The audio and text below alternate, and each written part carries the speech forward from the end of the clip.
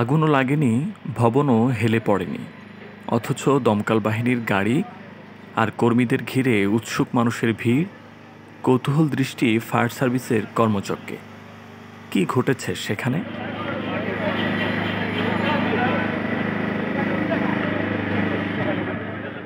ঘড়িতে তখন দুপুর 12:30। সচিবালয়ের তথ্য মন্ত্রণালয়ের পেছনে হঠাৎ দমকল কর্মীদের ব্যস্ততা। তোফখানা রোডের সাথে সচিবালয়ের প্রাচীরের সাথে লোহার সাপোর্টিভ গার্ডের মধ্যে আটকে পড়া একটি বিড়াল উদ্ধারে ছুটে এসেছেন তারা। বিড়ালটি 1 সপ্তাহ ধরে আটকে আছে সেখানে। বিড়ালটির আতঙ্কিত ডাক শুনতে পেয়ে উদ্ধারের জন্য 999-এ কল করেও সহযোগিতা না পাওয়ার অভিযোগ পিআইডির কর্মচারী ফোরকান আহমেদের। সপ্তাহখানেক থেকে বিড়ালটা আটকা আর কি, তো আমার কলিগ আর কি সানি ভাই আমার বলতেছে যে এরকম বিড়ালটা আটকা, তো তুমি 999-এ ফোন দাও। তারপরে ফোন দিলাম, তো ওনারা বলতেছে যে এই ডগ স্কোয়াডের নাম্বার দিচ্ছে, গাড়িটা নষ্ট, আপনারা জি বলতে গাড়িটা নষ্ট, তাইলে আপনারা একটু অপেক্ষা করেন, আমরা টিম ওনারা একটা লোকজন পাঠাবে। তো ভাবলাম যে বিড়ালটা যেহেতু ওনারা কনফার্ম করে না যে আসবে, ওনারা জানাবে আর কি, আসলে ওনারা কল দিবেন। তো আমরা পরে ভাবলাম সচিবালয় যে আমাদের এই স্বরাষ্ট্র ফায়ার সার্ভিসে, তো ওখানে যাই। তো ওই আমরা 2 জন বাইক নিয়ে উঠে গেলাম।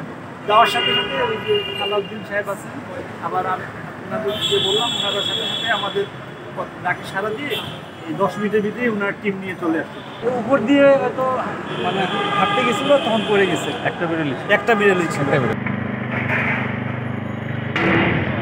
তার এমন কাজে পাশে ছিলেন আরেক সহকর্মী মোহাম্মদ সানি। বিড়ালের প্রতি মায়া থেকেই উদ্ধারের জন্য ছুটে আসেন তিনি। অনলাইনে ফোন দেওয়ার পরে ওরা ডগ স্কোয়াডের একটা নাম্বার দিচ্ছে, ডগ স্কোয়াড নাম্বার দেওয়ার পরে ওদের ফোন দিলাম, ওরা বলতেছে আমাদের লোকেশন। তো আমরা বললাম বাংলাদেশ সচিবালয় ক্লিনিক ভবনের পিছনে। তো সে বলতেছে এটা কোন জায়গায়? আমরা বাংলাদেশ সচিবালয় সবাই চিনি, তো আপনার লোকেশনটা আমার পাঠালাম, মেসেজ করে পাঠালাম। পরে 5 মিনিট পর আবার ফোন দিলাম, ভাই আপনি একটু দ্রুত আসেন, বিড়ালটা খুব কষ্ট লাগে, যদি একটু স্যার আমাদের গাড়িটা নষ্ট হয়ে গেছে, তো আমরা ঠিক করে সাথে সাথে আমরা দ্রুত আসার চেষ্টা করি। তো আমরা আবার ওর চিন্তা না করে ডমিসিলের চিন্তা আমরা চিন্তা করলাম যে সচিবালয় ফায়ার ব্রিগেড আছে, আমরা ওদের কাছে, তখন আবার মোটরসাইকেল চালু দিয়ে ওখানে গেলাম।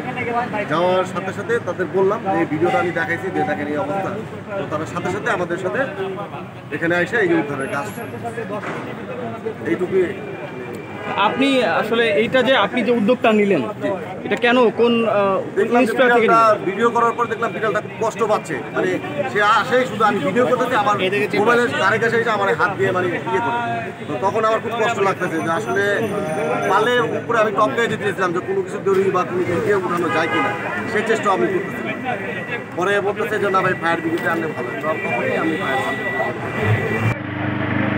তাদের কাছ থেকে খবর পেয়ে উদ্ধারের জন্য ছুটে আসে ফায়ার সার্ভিসের একটি ইউনিট। ভারী যন্ত্রপাতি দিয়ে শুরু হয় উদ্ধার কাজ। ঘণ্টাখানেক চেষ্টার পর বিড়ালটির দেখা মিললেও উৎসুক জনতার ভিড় দেখে বের হয় না সে।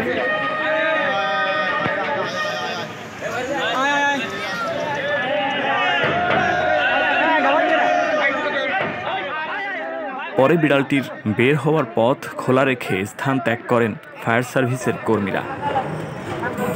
দেখলাম যে বিড়ালটা এই তারপর আমরা এটা উদ্ধারের ব্যবস্থা করি,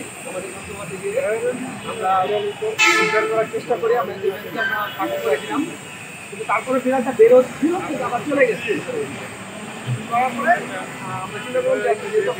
অনেক মানুষজন দেখে বিড়ালটা আমাকে ভয় পেয়েছে। এখন তো আমরা দেখতে পাচ্ছি না বিড়ালটা কোন সাইডে গেছে, কিন্তু আমরা ফাঁকা করেছি, বিড়ালটা যদি থাকে তো বের হয়ে যাবে।